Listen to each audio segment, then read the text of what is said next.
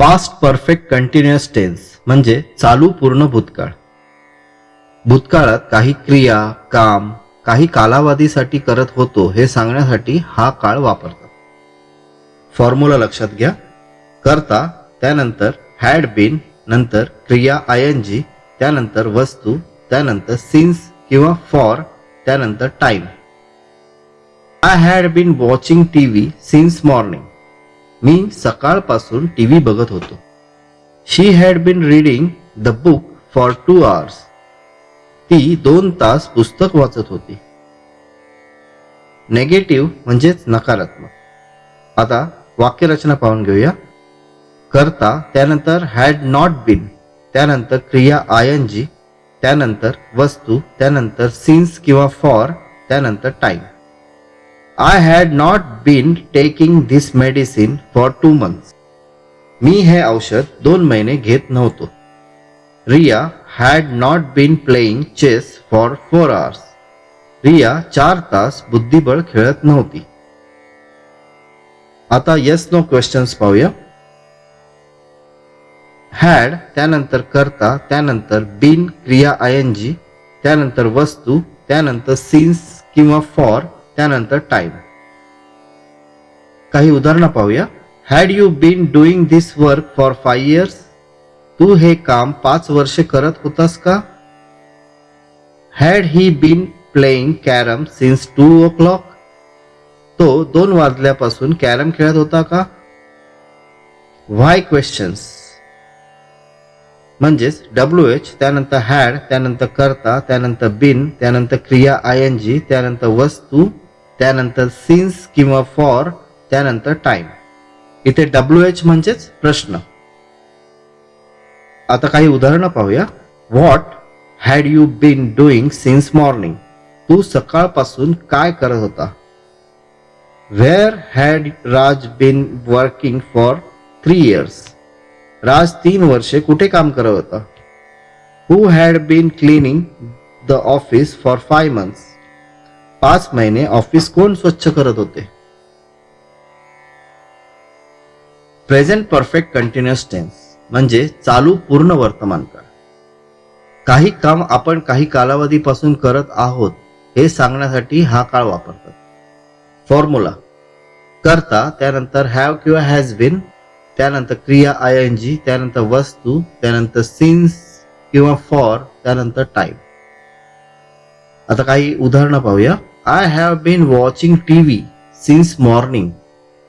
मी सकाळपासून टीव्ही बघत आहे. She has been reading the book for 2 hours. ती 2 तासापासून हे बुक वाचत आहे. आता नेगेटिव्ह किंवा नकारात्मक वाक्य पाहूया. वाक्यरचना पाहून घ्या. करता त्यानंतर हॅव किंवा हॅज नॉट बीन, त्यानंतर क्रिया ING, त्यानंतर वस्तू, त्यानंतर सिन्स किंवा फॉर, त्यानंतर time.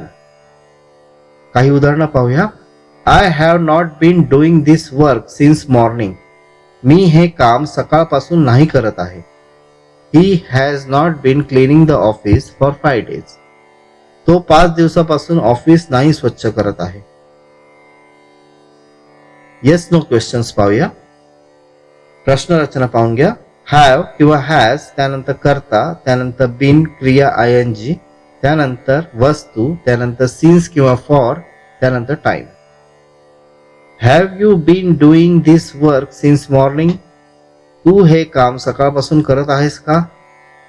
Has Riya been making food for 2 hours. Riya 2 तासापासून जेवण बनवत आहे का? आता WH क्वेश्चन्स म्हणजे प्रश्नार्थक वाक्य.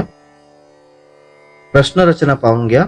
WH म्हणजेच प्रश्न, त्यानंतर हॅव, त्यानंतर करता, त्यानंतर बीन क्रिया ING, त्यानंतर वस्तू, त्यानंतर सिन्स किंवा फॉर, त्यानंतर time. What have you been doing since morning. तू सकाळपासून काय करत आहेस? Where has Ravi been going for 2 days. Ravi 2 दिवसापासून कुठे जात आहे? सिन्स म्हणजे पासून किंवा सुरुवात. पॉइंट ऑफ टाइम साठी एक्झाम्पल पहा. सिन्स 1991. फॉर चा अर्थ होतो कालावधी किंवा पिरियड साठी, एखाद्या पर्टिक्युलर पिरियड साठी. एक्झाम्पल पहा, for 2 days, for 5 years.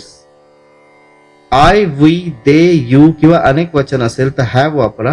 He, she, it, नाव किंवा एक वचन असेल तर हॅज वापरा.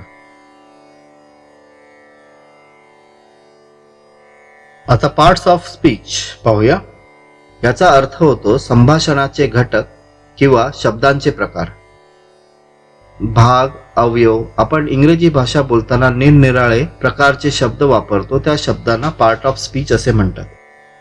आता काही पार्ट ऑफ स्पीच पाहूया. नाउन्स म्हणजेच नाम. प्रत्येक व्यक्तीच्या किंवा वस्तूच्या किंवा प्राण्यांच्या भावनांच्या नावाला नाम असे म्हणतात. इंग्रजीमध्ये नाउन्स म्हणतात. उदाहरण पाहूया. सुनील, मुंबई. हॅपीनेस म्हणजेच खुशी. वॉर म्हणजे युद्ध. आता प्रोनाउन्स. प्रोनाउन्सचा अर्थ होतो सर्वनाम. नामाऐवजी वापरल्या जाणाऱ्या शब्दाला प्रोनाउन्स असे म्हणतात. उदाहरण पहा. I, me, he, him, she, her, we, us, they, them किंवा यू. तिसरं पहा. ॲडजेक्टिव्ह किंवा विशेषण. नामाबद्दल किंवा सर्वनामाबद्दल विशेष माहिती सांगणाऱ्या शब्दाला विशेषण असे म्हणतात. उदाहरणार्थ good, big, easy, bad, nice म्हणजे चांगला. एक्झाम्पल पहा. Sunil is a nice boy. यामध्ये नाईस हे विशेषण सुनील ह्या नामांची माहिती सांगते. वर्ब म्हणजेच क्रियापदे. वाक्यात घडणाऱ्या क्रियेला, कामाला क्रियापद म्हणतात. उदाहरण go, give, play. Ravi plays cricket.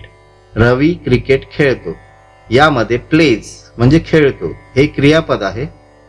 Can, must, should, would, may, might ही सहाय्यक क्रियापदे आहेत. ॲडवर्ब म्हणजेच क्रियाविशेषण.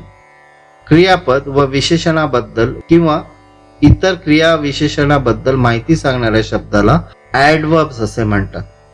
उदाहरण पाहूया. Slowly, nicely, very.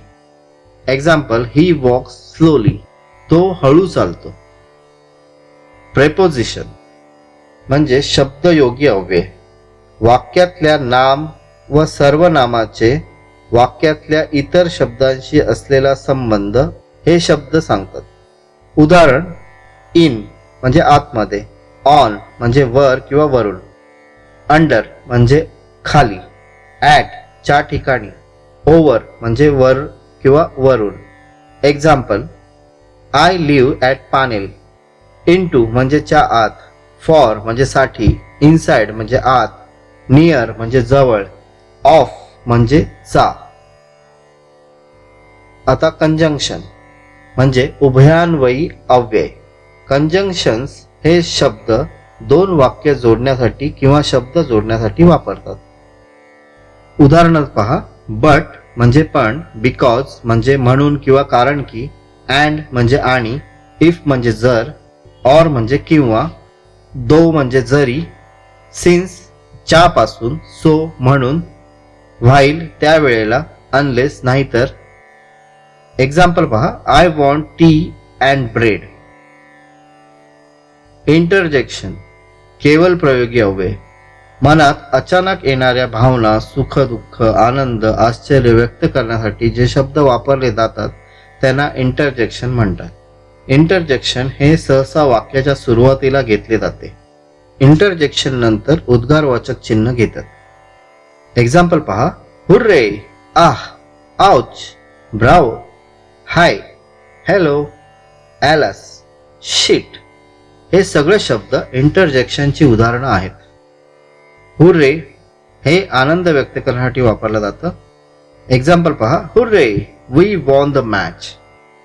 अलास म्हणजे दुःख व्यक्त करण्यासाठी वापरतात. एक्झाम्पल पहा. Alas, he died yesterday. Phrases म्हणजेच वाक्यप्रचार, वाक्यांश, शब्दसमूह.